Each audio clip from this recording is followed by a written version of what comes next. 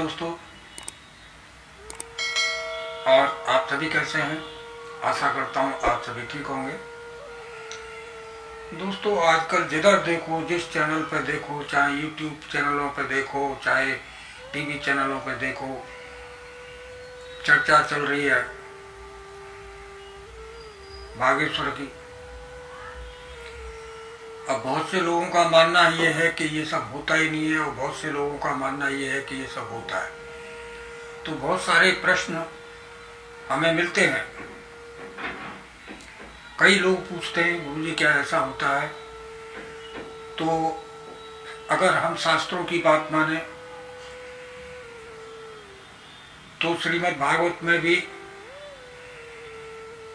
प्रेत का उद्धार दिखाया गया, धुंधकारी का। तो वो भी ये सिद्ध करती है कि प्रेत योनि होती है, भूत होते हैं।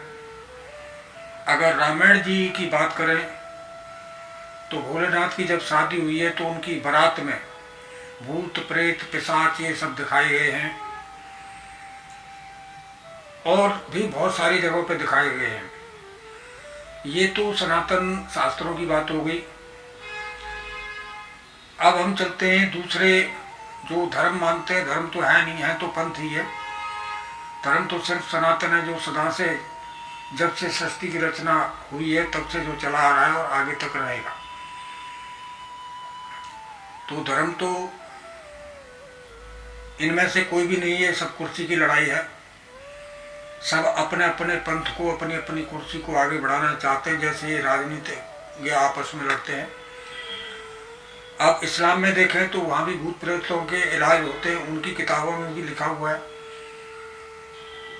क्रिश्चियन में देखें तो उनके बाइबल में भी ये सब कुछ मिलता है, और भी कई सारी किताबें देखें तो ये सब मिलता है। तो इसका मतलब है ये चीजें होती हैं। अगर मुझे पूछा जाए कि आपने भूत देखा है, तो हाँ, मैं भी यही कहूँगा, हाँ मैंने देखा है। जब से पैदा हुआ है तब से जो अब से 1 मिनट पहले तक मैं देख रहा था, वो मेरा भूत था। उसमें जो भी अच्छे बुरे अनुभव मेरे को हुए, वो मेरा भूत था, वो मैंने देखा है। रही बात पर्चे वर्चे लिखने की, तो देखिए हमारे शास्त्रों में, हमारी गीता में भी संजय धृतराष्ट्र को कुरुक्षेत्र की लड़ाई महलों में बैठ के दिखा रहे, सुना रहे हैं, आंखों देखा हाथ, जैसे आजकल हम टीवी पर देखते हैं। तो ये सब सिद्धियां होती हैं, और सिद्धियां क्या है? मनुष्य के अंदर की बौद्धिक क्षमता है। अभी हमारा मुश्किल से 10% बुद्धि काम करती है, विचार काम करते हैं। हमारा दिमाग 90% सुसुप्त अवस्था में होता है, और उसी अवस्था को जागृत करने के लिए बहुत से लोग क्रियान्वित रहते हैं, प्रयास करते रहते हैं। और जिनका थोड़ा भी जागृत हो जाता है तो उनको ऐसी चीजें पता लगने लग जाती हैं। आजकल ये लोग कह देते हैं माइंड रीडिंग, फलाना ढिकाना, तमाम नाम रख दिए। ये सब हमारी वेदों की शाखाओं के ही ये कीड़े मकोड़े हैं, जो आज अंग्रेजी में नाम रख दिए और ये कह रहे हैं ये होता ही नहीं है। तुम लोग जिस चीज को आज कर रहे हो, हमारे ऋषि मुनि पहले ही करते थे।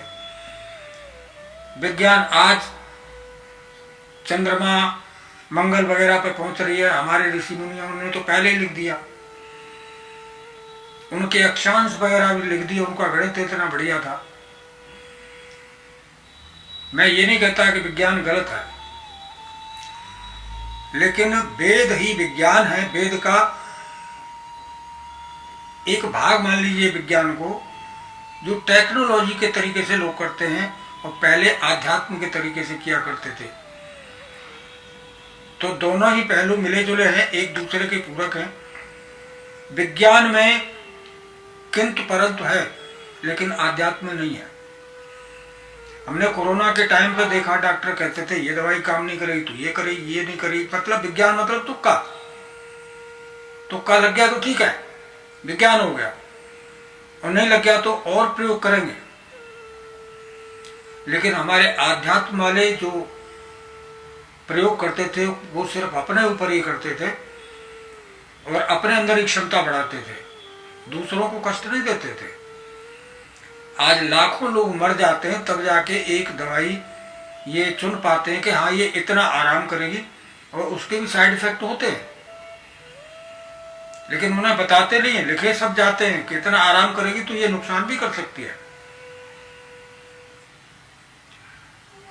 तो ये सब बातें चल रही हैं, ये सब बातें होती आई हैं और होती रहेंगी। ये कुर्सी की लड़ाई है। तो मैं तो बस यही कहूँगा, अपने सनातन धर्म को जिए। मैं कुर्सी की लड़ाई की बात ही नहीं कर रहा। ये कुर्सी की लड़ाई हमें परमात्मा तक नहीं जाने दे सकती, क्योंकि हम उसी में उलझे रह जाते हैं। अपनी मंजिल तो हम तय कर ही नहीं पाते। बाकी धर्म तो एक सनातन है।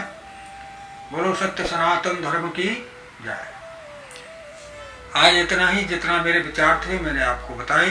कई लोगों ने मेरे को पूछा था। बाकी वीडियो के माध्यम से तो सारे विचार नहीं रखे जा सकते, तो आपके भी अगर इस बारे में कोई विचार हैं तो आप कमेंट बॉक्स में रख सकते हैं। जय श्री कृष्ण।